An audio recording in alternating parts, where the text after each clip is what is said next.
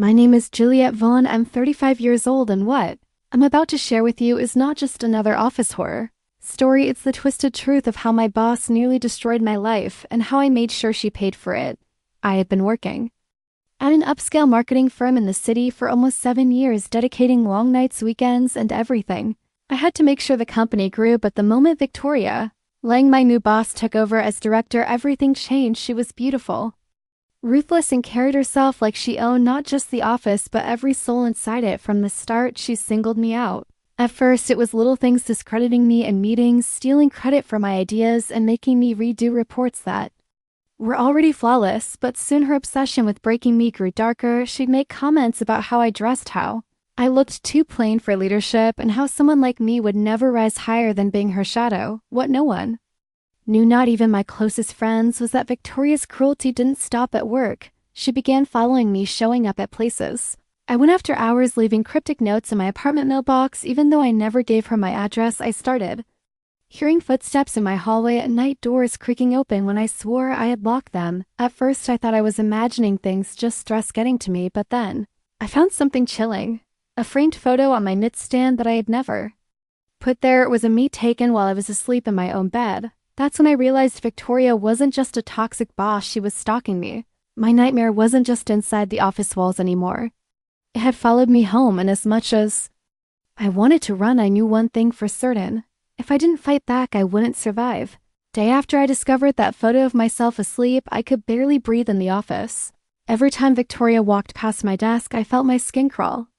She smirked at me like she knew something I didn't like. She was waiting for me to break. But I couldn't let her see my fear. Instead, I started paying closer attention. I noticed how she always lingered near the stairwell cameras, but somehow the footage never showed her leaving the building after hours. I noticed how coworkers who crossed her would mysteriously resign without explanation. Their desks cleared out overnight as if they had never existed. One evening, I stayed late pretending to finish reports, but really I wanted to see what she did after everyone was gone. At 9:47 p.m., when the office was empty and eerily silent, Victoria walked past me in her sharp black heels, her eyes catching mine for a split second. She didn't say a word, she just smiled. I waited until she entered her office, then crept closer. That's when I heard it, whispering voices, faint but chilling, like they were coming from more than one throat.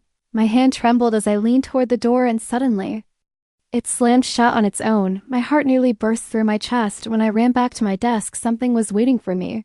A sticky note on my keyboard that read, "Don't stay late, Juliette. Bad things happen to girls who don't listen." My blood went cold. I hadn't heard anyone behind me. I hadn't seen anyone near my desk. That night, I barely made it home before breaking down, but instead of retreating, I decided to push further. Victoria thought she could scare me into silence.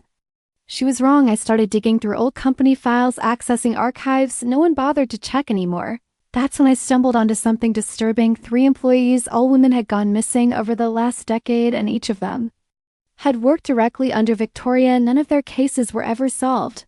Their names were erased from the firm's employee records, but I found traces in the accounting department, small expense reports that proved they'd been there. Victoria didn't just bully people into quitting, she erased them. That realization made me sick to my stomach. I wasn't her first target, and if I didn't act fast, I might not live long enough to be her last. The deeper I dug, the more the office seemed to twist around me. It wasn't just missing employees, it was the way their absence had been scrubbed clean, like someone had reached inside the company's memory and erased them. But Victoria hadn't erased everything. I found fragments, an old email chain where a woman named Marissa begged HR to transfer her because Victoria isn't human.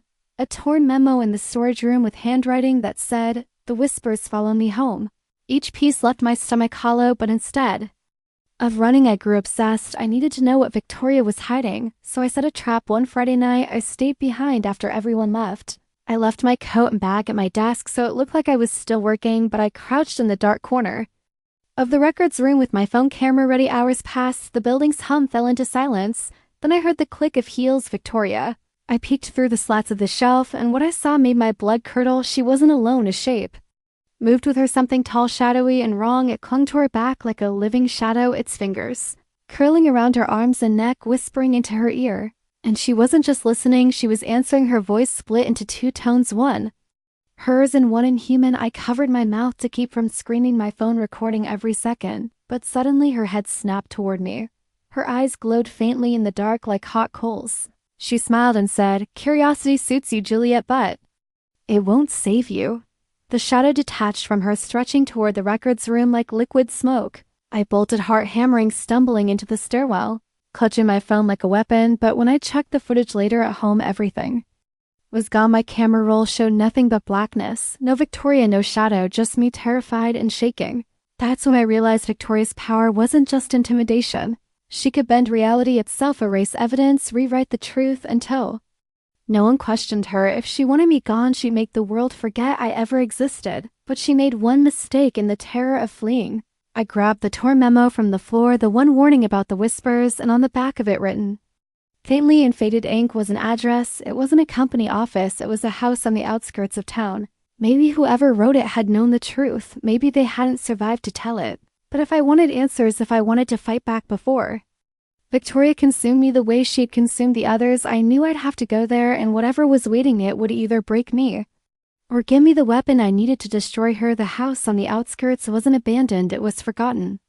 It sat hunched at the end of a dead road, windows, blackened ivy curling like veins over its walls. The address scribbled on the memo had drawn me here like fate, though everything in me screamed to turn back.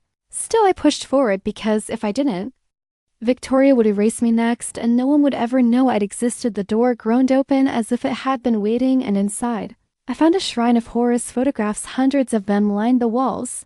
Employees who had vanished, their faces crossed out in thick ink, their names scrawled beneath with strange markings I couldn't read.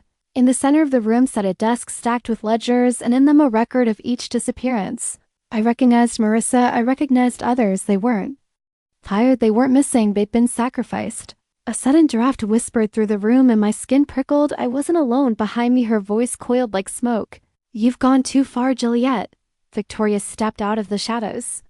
Her figure sharp, elegant, terrifying in its composure, but her shadow the thing I'd seen at the office peeled away from her like oil rising tall, its face a blur of writhing darkness. My body froze, but my mind screamed, "Do something." And then I sighed. The torn memo wasn't just a warning, it was protection. The faded ink formed a sigil, and when I held it up, the shadow shrieked, writhing as though burned. Victoria's composure cracked, fury twisting her perfect face. "Where did you get that?" She snarled, her voice splitting again into two tones. I realized then she wasn't the master, she was the vessel. That thing was using her, controlling her, feeding through her, and it had been doing it for years. I slammed the memo down on the desk, its ink glowing faintly, now reacting to the presence of the creature. The ledger shook, papers flying into the air like a storm, the photographs peeling from the walls. Victoria screamed, lunging at me, her nails sharp, her eyes blazing red. But I wasn't fighting her, I was fighting the thing inside her. With trembling hands, I forced the memo against her chest. Her body convulsed, the shadows screaming louder than any sound I'd ever heard. It tore from her, slamming against the youth from her, the shadows screaming louder than any sound I'd ever heard, and any sound I'd ever heard. It tore from her, slamming against the walls, ripping through the air like a hurricane of black smoke.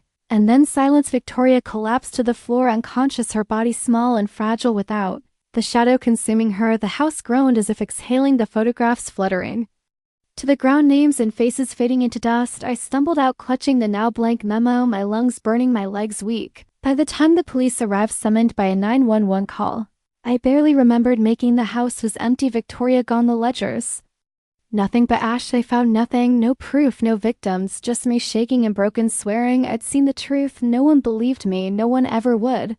But when I returned to my apartment days later, I found a box on my bed. No explanation. Inside were photographs, new ones, my coworkers, my neighbors, and at the very top was a picture of me, my face already crossed out.